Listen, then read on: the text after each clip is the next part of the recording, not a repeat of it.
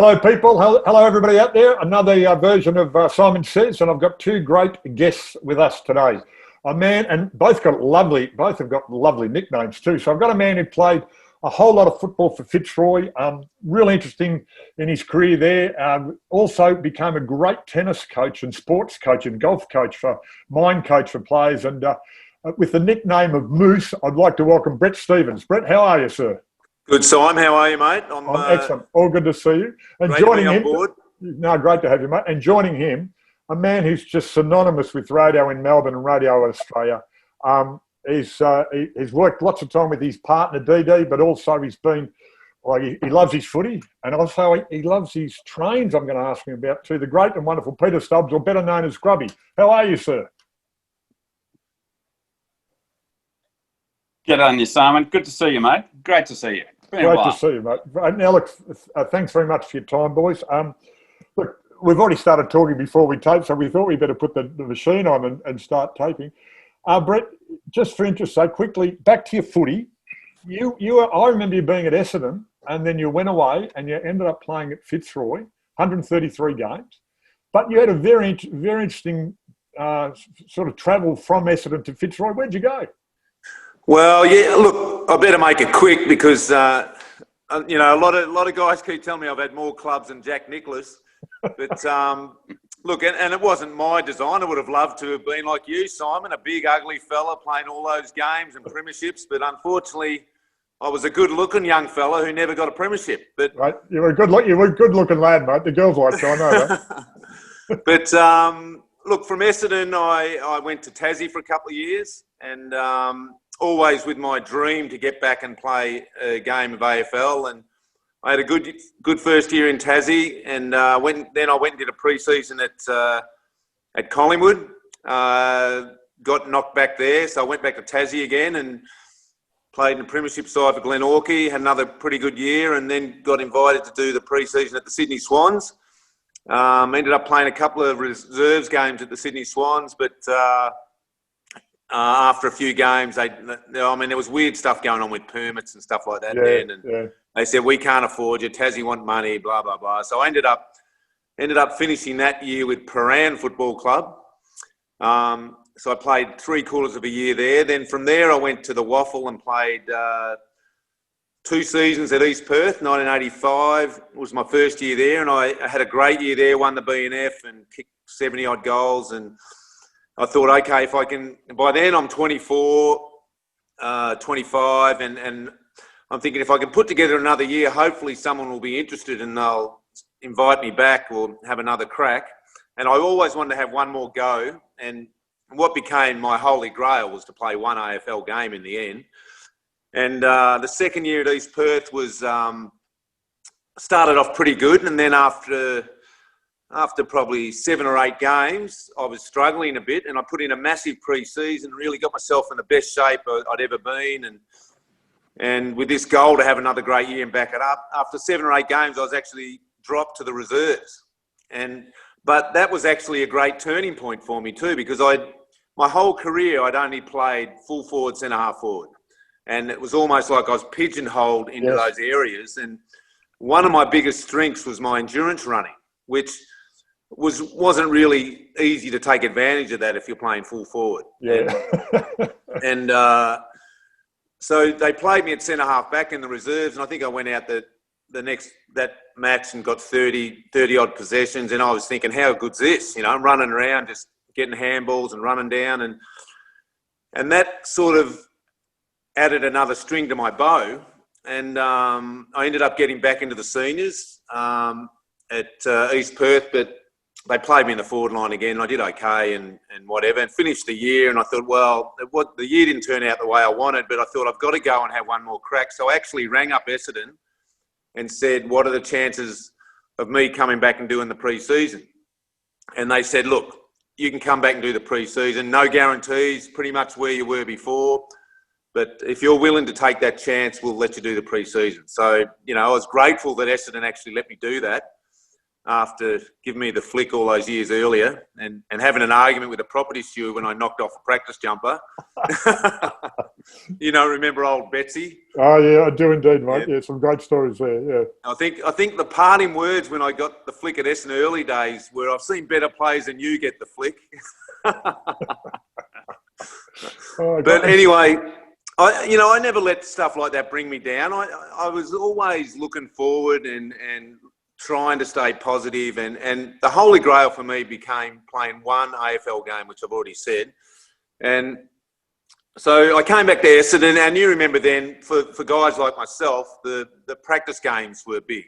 You know, it was almost like if you didn't do well in the practice games, that's pretty much how they judged you. And fortunately, we had an inter-club game, and I think I kicked maybe 8 goals in that first inter-club, and luckily I was playing on Paul Vanderhaar, and obviously he wouldn't have been in great shape in the pre-season, so I was lucky that I was on him. But in the meanwhile, Essendon had Fitzroy had sent out a couple of scouts, and they watched me play a couple of practice games, and after 2 practice games they came to me with an offer. I then spoke to Sheedy and the match committee, and I said, look, they've offered me this offer that's just so good, and they basically guaranteed me a senior game to be in the first game of the year. They didn't say we could 100% guarantee, but they said, if you continue with this form, you're in our team. Yeah. And I went back and spoke to Sheeds, and he said, look, we'd like to keep you, but, that's such a great offer for you. So he was really, really good about it. And so ended up running out and playing my first game of AFL at 1987 for Fitzroy against Melbourne at the MCG, and basically it was like a 9-year journey to get there. Well, I like to talk about overcoming obstacles, mate. That's a lot of obstacles you overcome there. That's fantastic. That's great. Now we've got no more time for anything else. No. It's a long story. No, it's a great story because it's about overcoming obstacles. Now, Grubby, I can remember doing some work with you, back in 3XY days. I can't even remember so long ago. But you've just been in radio, like you talk a Melbourne radio, and Grubby and DD, and you're Grubby by yourself, mate. How did that get started? Because I just remember you always being there. Like, it's not a time when they're not being there. Put it that way. It's a bit like you and Essendon, mate. I mean, it's like playing 376 games. You're always there, number 27. Never came to the Swans, despite the doctor offering you a school. That's right. I was very lucky. I've always considered myself to be very lucky. My brother Richard, how it actually started, my brother Richard got an economics degree at Monash, and he was saving up to go overseas, go to the States. And a mate of his said, why don't you come and wait tables with me at the Last Laugh, where this guy did lighting. It was one of his karate mates. Yeah. Anyway, he went along and he waited the tables, and they said, geez, you're pretty funny. Why don't you go upstairs and try out at the tryout at Le Joke? This is about 1982 or 3, I think. Yeah. Anyway, so Richard's there, part-time. So when he was at Monash Uni, he had a sticker on the back of his car saying, stop uranium mining. By this stage, he was working for Rio Tinto. He just took off the stop and put an exclamation mark at the end of it, Very good. But Richard's upstairs, and they've all said, geez, this guy's pretty good. And one day, a guy from 3XY walked in, and this was the time when they were starting zoo crew type operation. You'd have a few people on a breakfast. There was a show in New York City called Z100 Zoo, which was highly successful. Anyway, this guy called Gary Soprano said, right, and put him with the DJ. It was Peter Harris. Get a form of people, get a guy to do sport, and Richard knows my knowledge. I've got a bit of a photographic memory and football, and I know who won the Brownlow in 1950. It was Alan Rutherford from Fitzroy, and Northern Essendon played off in the grand final, all that sort of crap. And I did a fairly good Harry Bartzel imitation back in the day. And so Richard got me to ring up one day on my way to work. I was working in the fashion industry. I was doing okay. Had a mortgage and 2 kids and been married a few years. Because we got married young in those days, because you weren't allowed to sleep with your girlfriend at home. That arrangement. I mean, that's why kids stay forever now. So we got married young. So, I'd sort of done all that, had the mortgage. I was about 31, and they got me to ring up one day, and I did my Harry Bartzel and made a few footy tips. Then they said, why don't you come into the studio? And I did. And then a few weeks later, they said, we want to come in a bit more. Now we're going to pay you. And I said, you can't be serious for this. You can't get paid for this. Oh, please don't. I'm embarrassed. And that attitude's sort of stuck with me. When I first started, I always considered this is ridiculous. So that in the end, I had to give up my day job. And my wife, Jenny, said, if I don't give up my day job, I will become a pain in the ass to live with, because I will say, I should have, I could have, I had the opportunity, and I never. Yeah. So it was one of those great, okay, you go for it. For goodness sake, it's okay. She was a teacher, so she said, I can keep the home fires burning. It's okay, we'll be right. You've just got to do this. So lucky enough, I had all the opportunities. My brother gave me opportunities. Other people were very encouraging to me.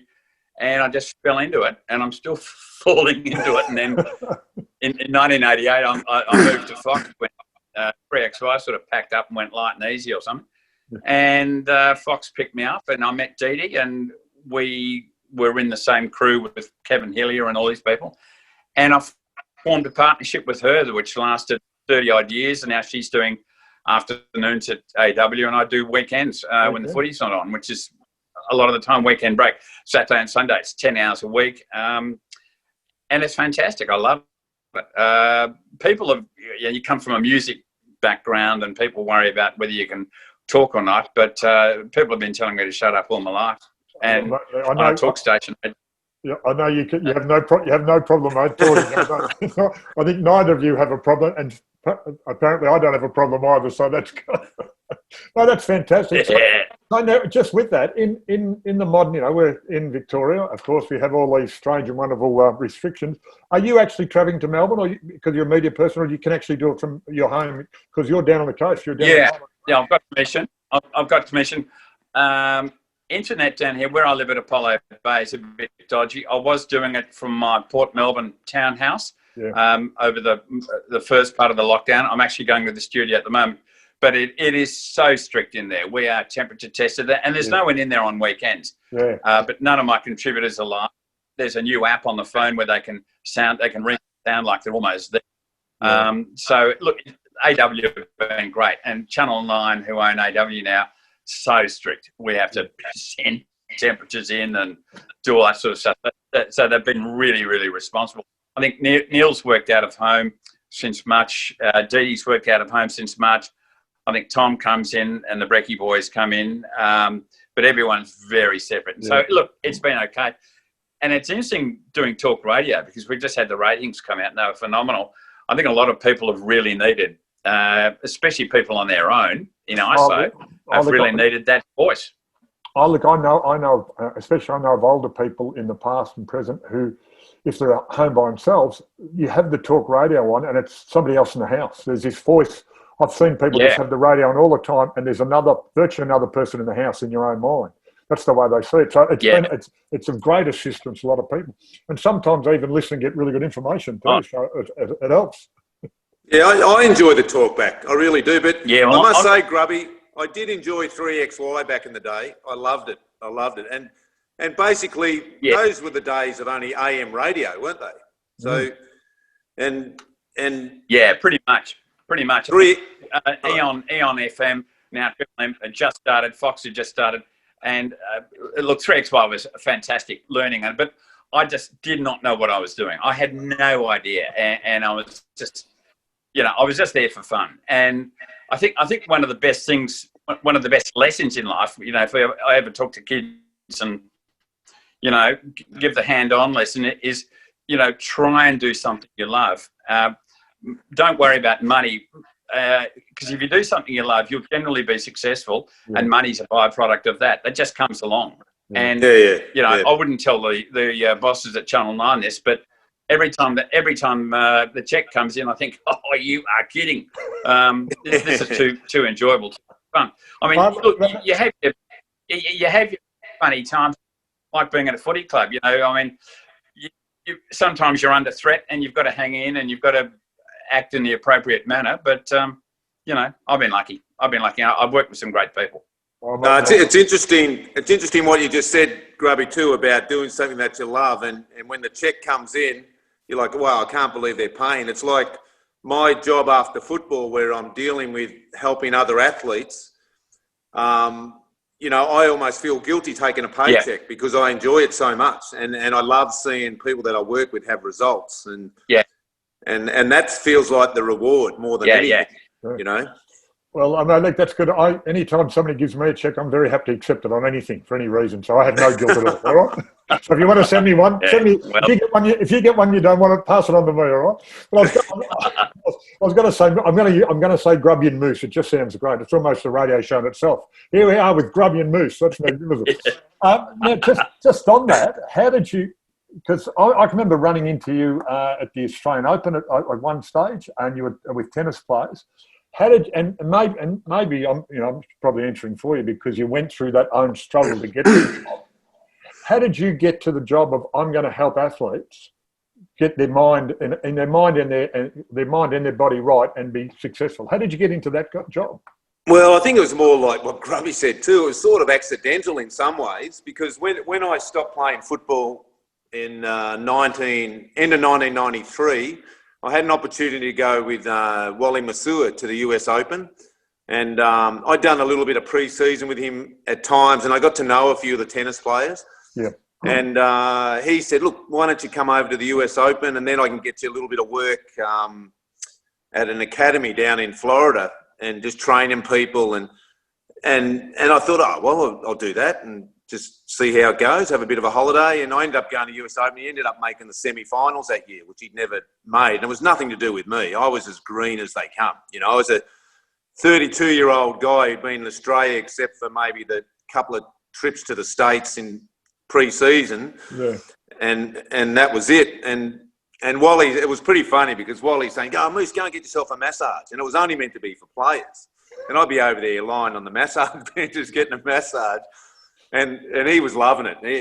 But anyway, he ended up making the semis there, and he said, "Oh, you got to come to Europe with me now." And you know, after that, and I said, "Oh, well, okay, yeah, let's go." And so it's sort of after that, I ended up going and doing a little bit of work at this academy in Boca Raton called the Seguso Bassett Tennis Academy, and I was probably in charge of about 60 kids. I knew nothing. Where was that? Where was that? Say that again. That was in Boca Raton in Florida, near. Okay. I thought that sounded like somewhere in Africa. No, you're in Florida. Yeah, about an hour from Miami. Okay, right, yeah. So I ended up there, and it was funny because these kids, I knew nothing about tennis, and that's what probably helped me. I knew nothing about the attitude of tennis, and all these little rich kids are hitting tennis balls around, and someone would throw their racket. And I was in charge of the whole group, which I was just sort of thrown to the wolves a bit. And I said, "Okay, guys, rackets down, we're off for a run." And then we'd run out for a mile, come back, and, okay, if another racket goes down, we're off for another run. And I did that. And so brought a little bit of discipline in there. And so I was there for a while and then ended up travelling with Wally through Europe. And then the next year, I got to know a few players on the tour, and they'd asked me if I'd travel with them. So I ended up having a small group of guys that I travelled with. And basically it sort of evolved. And after 2 or 3 years, I thought, geez, this is actually a job now, you know? And so I ended up 20 years on the tennis tour. And, you know, and probably the last, I had 5 years living in LA, and that's when I worked with Pete Sampras for 5 years. So that was an unbelievable experience. I lived in Santa Monica, he lived in Beverly Hills, and I basically had to drive from Santa Monica to Beverly Hills and organise his days. So I'm a big surfer. So if the surf was on, I'd be like, "Okay, Pete, probably have a little sleep in tomorrow. You're looking a bit tired. We'll kick off around 10:30, 11. You know. Very good, mate. Very good. But that was a bizarre time. That's amazing. Yeah, that is amazing. Was there a time? I'll just ask you this: was there a time when you all of a sudden you just sat there and thought, "Geez, I'm actually doing this now"? You know, was there an incident which took place, or a bit of a time when you think, "Geez, I can't go back to my old life. This is it." Well, you know, it's funny. John Fitzgerald, who's a good friend of mine, and former Davis Cup captain and great player, he said to me a couple of years ago, he goes, "Moose, you know what? You're more a tennis person now than a football person because you've been involved." And I ended up marrying a tennis player, and it's basically right. I've been involved in it for so long, but there were so many moments like that. Like when I was working with Sampras, one of my great jokes when I was talking to the other pros was, are you guys still travelling? Are you guys still paying for your flights? Like I was travelling private with Pete everywhere, so we'd fly from LA to Germany. Yeah. Beautiful.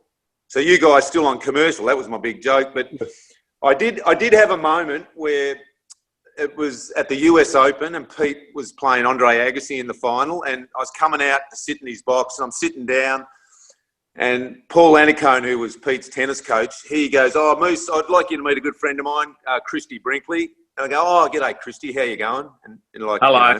Hello. Yeah. Hello, Christy. Moose, how are you?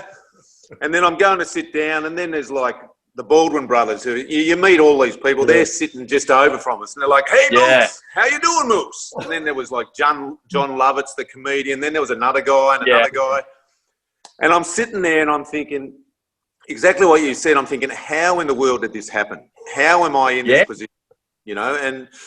And there were even moments. Pete was a big fan of Pearl Jam. And I ended up, we would go to Pearl Jam concerts and they'd sit us up on stage with an esky. We'd be at the side watching. I ended up becoming mates with the guys in Pearl Jam, and their manager is one of my best buddies. So whenever they're in town, they look after me. And I've even actually given the Pearl Jam guys a little pump-up talk just before they've gone on stage. Like, magnificent. Yeah. So it's been unbelievable, some of the things that have happened. But my whole goal was to try and get that one AFL game, and probably if I hadn't have persevered and just basically had a goal to try and be the best I could be, and then that taught me the lessons. Little did I realise that taught me the lessons along the way to be able to pass on that information to other people to try and give their best. So I always say to athletes I work with, I go, look, anything's possible, but it's not going to be handed to you on a platter, and you've got to work out and understand what it is to give your best. Yeah, and mate, look, that's fantastic. Interesting, like you talk about the little rich kid throwing the racket down, having that team involvement and working with others, taking some of that over to the individual sport of tennis, because a lot of tennis people and a lot of golf people who are successful have a team around them. It's not just them. And good ones talk about the people in my team. Did you find that some of the stuff you worked with and through in football, in a team sport, was transferable to the tennis and the golf? Yeah, I think it was. But one of the things I used to love to talk to, because I think the biggest advantage I had was that I was oblivious to the tennis world and the tennis attitudes of individual athletes. And I used to get them sometimes crying after a match, going, "Oh, it was all right for you. You were in a team." And I go, "Hang on a minute. I was in a team, but if the coach decided he didn't want to play me the next week, I was out of the team." Now, you're the CEO, you're the boss, you're the coach. If anyone, if you don't want to play tennis, you don't want to play. But if you're good enough to make points, you can survive out here. So it's up to you how good you go. If you don't want to give your best, don't give your best. But you've got to take ownership of what you're doing and who you are. Yeah. And you do have to tick all those little boxes, with your diet, with your rest, with your practice, and then understanding what it is to be a great competitor. But I think probably the biggest transfer for me was the competitive mindset about not giving up, second efforts, third efforts, not becoming a victim when things weren't going your way. You've got a choice. You can either let negative bring you down, or you can use it as a trigger to make you more determined. It's good. It's very good, mate. Because I've always said there's only one voice you listen to. That's this one. Now, lots of other voices actually influence it, but that's the only one you listen to in the end. And how do you control that? And there's a whole science of subconscious and conscious, and you can work through that. But it's really interesting because in the end, and we know when you played a high level sport, is that at some stage you hit a barrier.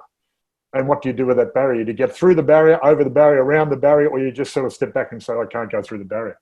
And that's a whole lot and that can be in a moment in a game, or on the tennis court, or in a match, or it can be over a career where you say, "I've got to," just talking about, "I've got to do a good pre-season and get the best I can out of myself." I mean, and I'm sure. I know, Grubby, you say in the radio world that you just. Just roll along. But every now and then you've hit your own walls, and you sort of said sometimes you have to play the game You have to do the right thing, but you have to every now and then get through those obstacles, because it can be a very harsh industry, the media industry. Oh, it is, because when we get the sack, you read about it in the paper the next day. So it's not like the NAB Bank laid off 8,000 people, but you don't know really who they are, and everyone moves on. But we don't. It's a very small industry. But interesting what you were saying, Moose, about getting into this at 32. I was about 31 or 2 when I got into radio. So I'd had a wealth of experience. I'd worked for a small firm who were really good and very disciplined. This is they were clothing manufacturers and wholesalers. And I was in the sales and marketing since I was very young. And they got hold of me as a young person and instilled, turn up on time, don't forget stuff, be this, be that, be this. So you take certain disciplines to the next job. And the entertainment industry, because we're all a bit flaky, and that's okay. But a lot of people have got the right side of their brain working for the creative, but the other side's no good. They go out and do silly things, or they blow their money, or they do this, or they do. So if you come in with a degree of discipline, you are on time. You don't whinge. You don't throw the glow mesh and the shag pole when something goes against you. You think, all right, well, okay, am I still getting paid? Yes, I'll cop this. I remember around about 1993, around there, I just turned 40. I was at Fox, and we're all playing kiddies music, and I was thinking, Jesus, how long am I going to? And they put me out. I was on the breakfast show, doing really well, and some bloke came in and said, it'd be a good idea for you to go out in the Black Thunders. So I was the Black Thunder driver. And I'm thinking, geez, this is good. I'm 40. I've got 2 kids at a private school. Where's this going to end? So I thought to myself, okay, do I tell this bloke to get stuff and just walk away, or do I just kind of hang in there a little bit? And I thought, well, I'll take the good with it, because I had a driver who was a gorgeous girl of about 22 or 3, who was a bright, fabulous little girl. And I'd go out and I'd do crosses back to the studio, and people complained and people said this and people said that, get him back on air. And then next thing I know, we're offered mornings for a few years at Fox, and I thought, well, that was fine. But then I started plotting getting out of there. And I was thinking, okay, probably I am getting a bit long in the tooth for this caper. So I'll plot and I'll meet with somebody else. And we just lost him right there for a moment. Oh, he's gone. I think he's gone halfway through that story. That's a bit disappointing. I'm just ready to hit that's the flakiness of the NBN in down in Apollo Bay, mate. I think I'm not sure if they've got that far yet. We'll come. Do you want me to take over from that story, Simon? Just finish that story. Am I back? You're back now, mate. That's right. We're just talking about the flakiness of I'm back. NBN down there. So you were right on the point of, do I take this or what happens next? Yeah. Well, what you do is you've always got to look ahead. Nothing's going to stay the same for the industry, but look ahead and see where do I want to be in 10 years like this? And if the answer is yes, you've just got to plot your own course. Yeah. But stay determined and stay close to it, and don't. I've seen a lot of people think, they've thrown the glow mesh and the shag pole a little bit too easy, and they've walked away. Yeah. And then it's very hard once you walk away to come back in again. You've got to hang in. No matter what you're doing, just hang in there. It's okay. Well, I think, Grubby, what you're saying too, one of the similarities between the industry you're in and professional sport is it really is decided on how you deal with adversity and negativity. And I think in professional sport, for example, you're a loser most of the time. It doesn't matter how good you are. Even like Roger Federer, for example, he's won 20 Grand Slams, but how many has he played and how many has he walked away a loser? Yeah. And the thing is, in the end, and I say this a lot to athletes, your career is going to be what on how you deal with adversity. And, do you sink or swim? And I think exactly what you said there. It's what you've done, Grubby, hasn't happened by accident. It hasn't been handed to you on a platter. You've worked hard at it, and you've worked out how to give it your best, and you've got an understanding of what you're doing. And even if you fail doing that, you're still a success. And that's had a go.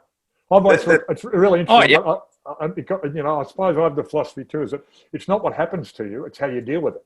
And the same thing can happen to you. the two people, one goes, oh, that's enough, I'm gone. Or the other person, no, I'm going to, as you say, God, I'm going to hang in and I'm going to work through it and keep going.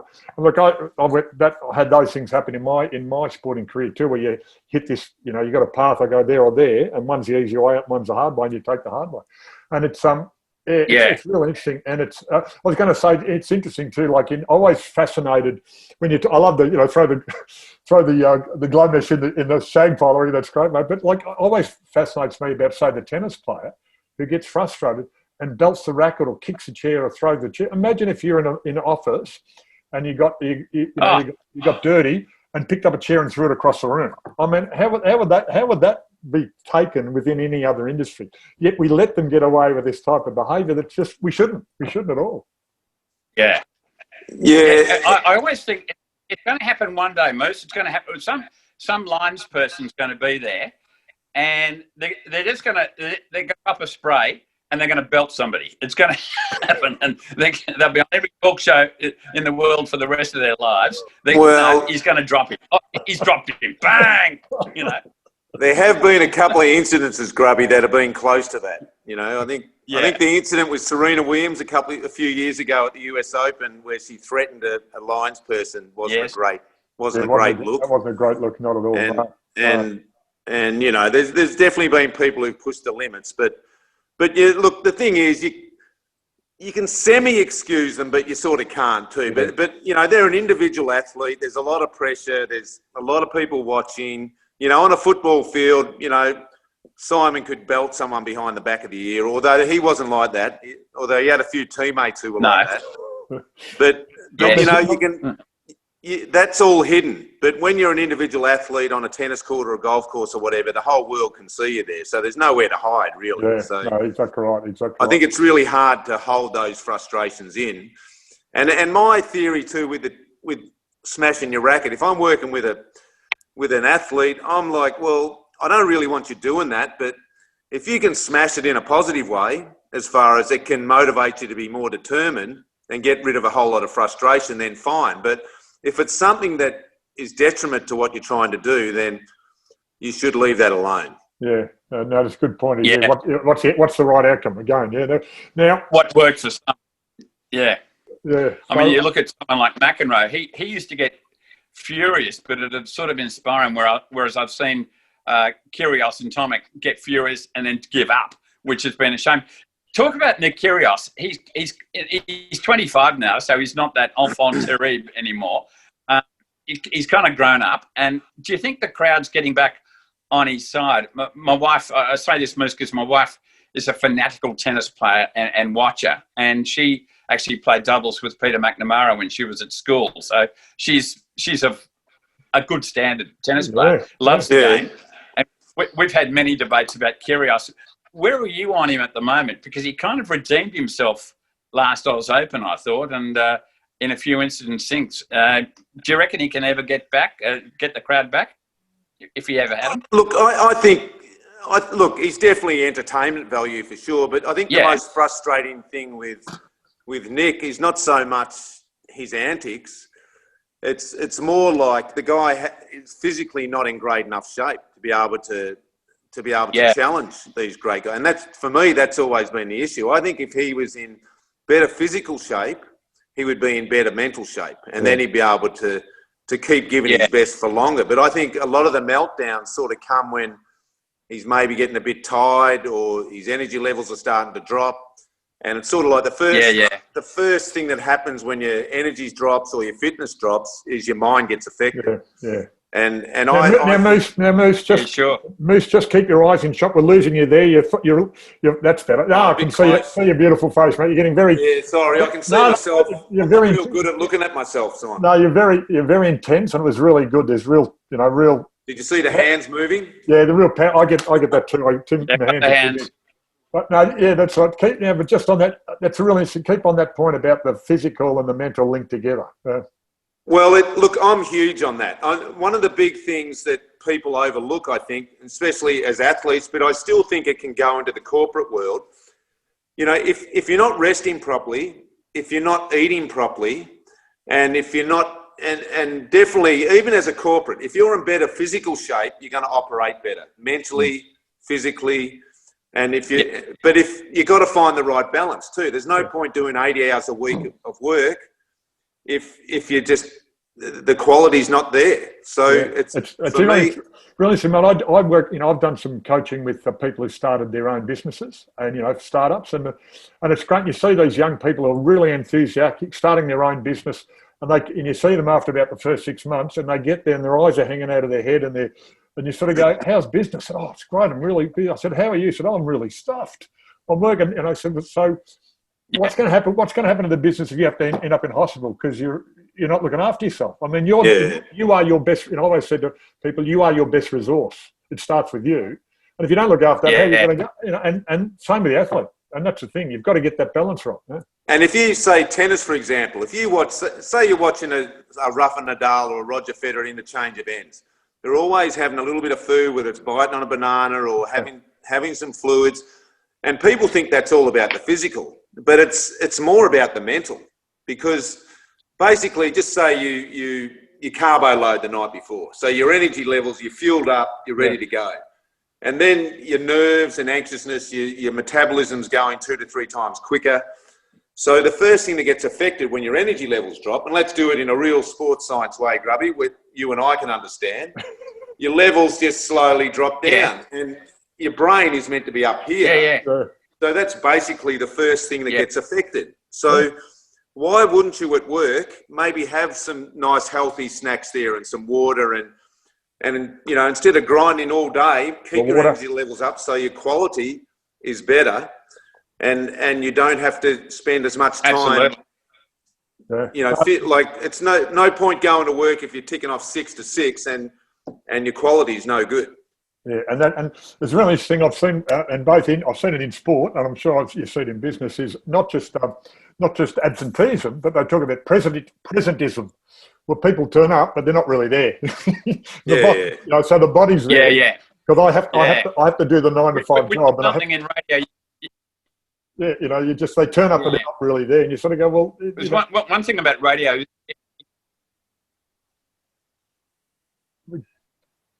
Just lost you there, mate, for the sound. Is he there? Yeah. It's just it's the. No, he's back. Got me. Keep going, yeah. I'm back. It's very hard to fake it in radio. I've always had when I'm doing radio, it's a grind, but it's great. But you've got to go to bed at 9. I'm a non-drinker, so that makes life a lot easier for me. So I can drink copious amounts of water while I'm on air, eat at the right time, have it all regimented and disciplined. But once you've got those disciplines in place with anything, then you can fly free, and you can prepare the best show in the world, and you prepared down to the last second. But then World War III might break out, so be prepared to talk about World War III rather than you had written down in the first place. But if you've got the initial disciplines in place, then you can fly. Then you're right. Then you can take off. And all the best presenters are everybody, "Oh, gee, it just sounds like he goes along." And he does, but that's because there's preparation already done. So you can feel free to then fly. Yeah. And I reckon that's the same with anything. Yeah, it's good. And you've got to have the rules. There's a bit of discipline and rules, and there's a bit of artistry, and that goes in sport, and it definitely is in radio. Now, just on that about the balance, I'm really interested because you both have what I would consider very interesting hobbies. So when you're in the workplace, you work hard, you do your job, but you have to have a breakaway from that. Now for Moose, I'm going to say for Moose, you've got an unbelievable vinyl collection. Is that right? And Grubby, and I'll go back to Moose, but Grubby, yours is actually collecting trains. Is that right? Yeah. Mine's well, I've got a model railway special room that's based on a fictitious British village in 1960, steam and diesel, everything meticulously made, weathered, handmade. I've got sound effects. I've got. That's awesome. It's 20 feet by about 8 feet, and it's the work of an insane person, and that's where I can disappear in my room, which is at the back of my shed at Apollo Bay. It's all insulated, air conditioned. I can live there if I'm kicked out of the main house, and it's kind of it's a hobby where you can disappear It's really fun. Great. That apart from I still like, exercise and surfing and doing stuff, but that's my sedentary hobby, and it's really good. It's a real escape. It takes me away. Grubby, you're going to celebrate some of the completely. stuff I've collected over the years, because I had a lot of spare time on the road and tennis, and I needed a bit of a hobby, and I started. I used to get this magazine in Europe, in London, called Record Collector, and I started reading that and getting the value of rare records, and so years ago I started collecting old Beatles stuff and Stones and early 60s stuff, and I found some unbelievable finds. I found the old the Beatles, the Butcher cover album. I don't know if you ever remember that one. I do. We had that Beatles for sale. I found that one in a pawn shop, PAWN, in Palm Springs. Much better. Yeah. And they had a box of records in there, and I was always out. I wanted to find it. One year I had a goal to find all Bob Dylan's first edition albums for under $5 in the States, and I found them, and now so I was always had my eye on collectibles. So I walked into this shop and I said to the guy, "Have you got any old records?" He said, "Oh, there's a box over there. They're $1 each." So I went over and started flicking through. There was Beatles, there was Stones, a Beatles Butcher cover album. Now I got it for $1. I couldn't believe it. Wow. And so that is extraordinary. I couldn't believe that I actually had it in my hand. I could not believe it. But I've got probably about 5,000. I don't know how many I've got, because we're rebuilding at the moment. I'm going to have a room like you've got for your train stuff, and it's going to have all my music stuff. But after I started, every country I'd go to, like, people would be excited to go to Wimbledon. I was excited to go to the Wimbledon Trash and Treasure. That's what I got more excited about. So every Wednesday at Wimbledon during the tournament, I'd be at the Wimbledon Trash and Treasure at 7 a.m, lining up with all the punters, and then I'd be at Wimbledon in the afternoon. But I actually got into the old trains as well, Grubby. And I've got a bunch of old wind-up Hornby Meccano stuff that I've collected over the years. Wow. So nice. I tell you what, mate, that's fantastic. I've got to look at them. And you do meet some when you start collecting, you think you're normal, but all of a sudden you become part of this cult group, and they are. There is some interesting dudes out there, I can tell you. Oh, mate, I'll tell you an interesting one. A couple of times somebody's got me to, as the old footballer, to turn up at a sports card collector's function. And I remember going, and some of the baseball cards overseas are just worth, hundreds of thousands. But I can remember turning up at this hall in Williamstown. A bloke said, "Could you come along and sign some cards?" And, said, "Yeah, all that stuff." And there was a whole hall, like a scout hall size hall, with everybody with all these sports cards and footy cards, and they all are collectors. And it just becomes more. It becomes more than just a hobby. It actually takes over your life. It does. It does. It's an addicting thing. And I've got a bunch of mates, and Grubby, just so you know, for me, it went from the records, going to secondhand stores looking for old records. Then I started to understand the value of all these collectibles. Yeah. And so then it started going to radios and old record players, and then old bits and pieces and trains and this. And so now, if there's a garage sale, I can't drive past. I just whip in there. And I can do a quick look around. But the cool thing is, I've got a few mates who collect, and we all trade. So we look for stuff that mates might want, and then so we get together, and every now and then, okay, come around, bring a few bits, and let's do a little bit of trading. So it's a great hobby. It's a fun hobby for sure. It's great fun. No, I was going to say, Moose, maybe you've already said that, but what's your prized possession? Is it that Beatles Butcher album? Or what's if you said, I can't get rid of this one. Have you got one? Have you got this? This is the piece of resistance. Oh, gee, I don't know. You know what? My record collection is definitely my prized possession. I mean, I couldn't tell you. I've got so many great albums there. Yeah. I found a Beatles album in Zimbabwe that I paid $20 for, because I said, look, I think this could be some sort of collectible, but I'm not sure, because you're never 100% sure. Yeah. And I took it to London, and a guy valued it at £900. And Gee. And I'm like, you got to be kidding me. Oh, that's fantastic. But I've never actually sold anything. Like for me, it's like I love the hunt and almost the story of. I remember where I got that record. You know, yeah, that's right. Yeah. Like, hang on, I got to. Yeah, I'll just show you a little Beatles album here that I got. There's a little Beatles one there that I picked up in Canada, in Toronto. So that's a Canadian version. That one there. And I can remember where I got them all. Here's, so there's a story. There's always a story behind them. There's an old The Who. Oh wow! Yes, that was at a garage sale in Stanford, in California, for $1. Yeah, great.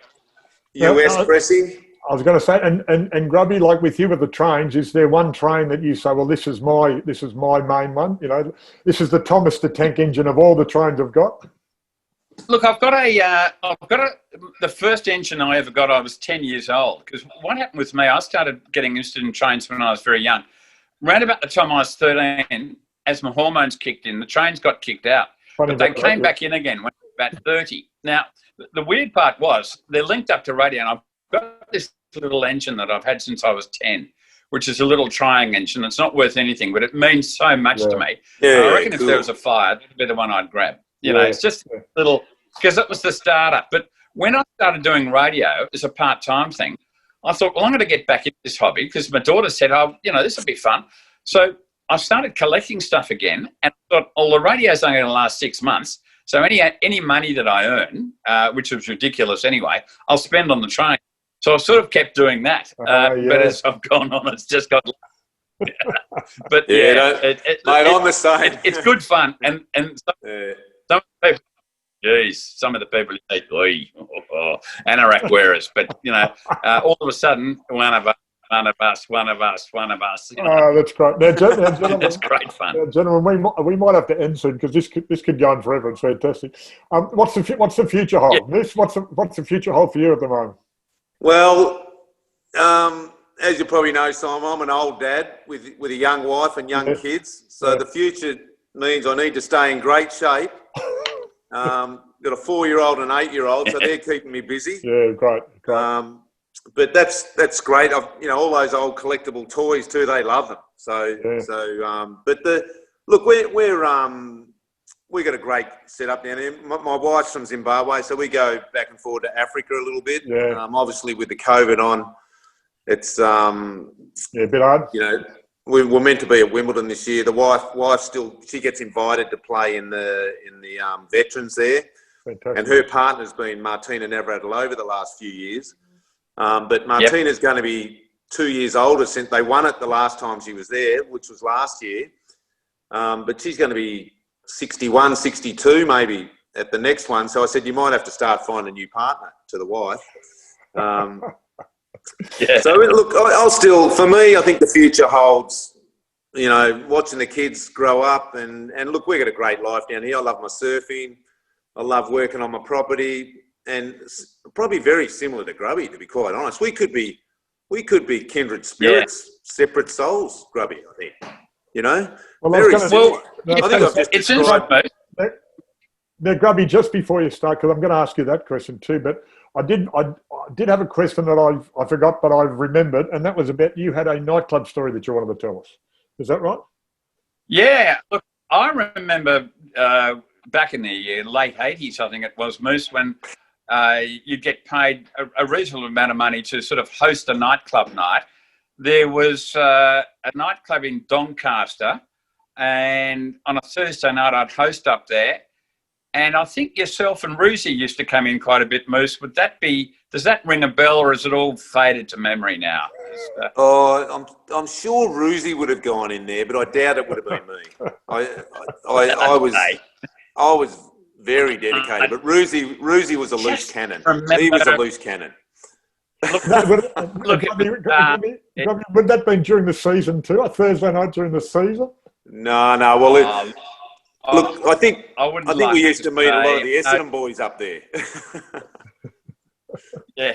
No, that's good. I think he wanted to just have a nice... I remember that too. It was a long time. Now, do you still see Roosie? Yeah, no, I'm good mates with Roosie.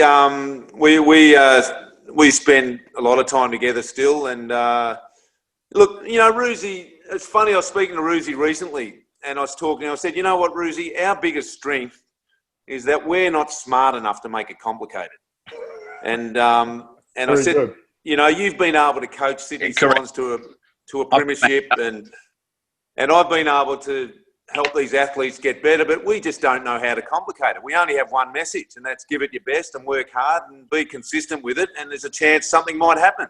Yeah. And that's all we've got. We've got nothing else. Well, it's pretty good, mate. Look, it's pretty good. Yeah. Pretty good. And that's ruled my life. go on, Grubby. Just missed you there, mate. No, you keep going. Just missed you there. You keep going. So He's Lost him again. For me. No, he's still there. He's still there. Oh, yeah, he's still there. You're still there. No, he's back. Future holds for me. We'll see. I was a very young dad, so my children are 39 and 36. I've got 4 grandchildren who I love. I love being still working in radio. A bit of Apollo Bay, a bit of Port Melbourne. When I'm allowed to again, I'll start travelling again because we love travelling. I'm still with Jenny. She's been putting up with me for near enough to 50 years since we were about 16, and have a lovely life. And I love watching the Swannies and working in radio with young people who I get a lot of energy from. But love my grandchildren and love them grow up too. That's great. Look, it's good life. Good. Awesome. No, I was going to say very good because in sports, definitely in the radio and in sport too, being around young people actually keeps you younger too. I think it keeps your mind active and keeps you younger. So that's great. Gentlemen, it's been an absolute pleasure. I sort of started doing this for keep myself sane in the lockdown, and it's been fantastic. Keep speaking to great people.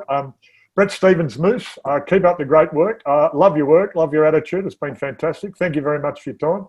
Peter Stubbs, Grubby, mate, you've just, if that voice, that sense of humour just keeps going along nicely. I hope you have a long lives, each of you, into the 100 and the 110, so you can keep doing what you're doing and enjoy it. Thanks very much for your time. It's been a pleasure. Good on you, Simon. Thanks very much, mate. Appreciate it. Good on you, Simon. Good on you.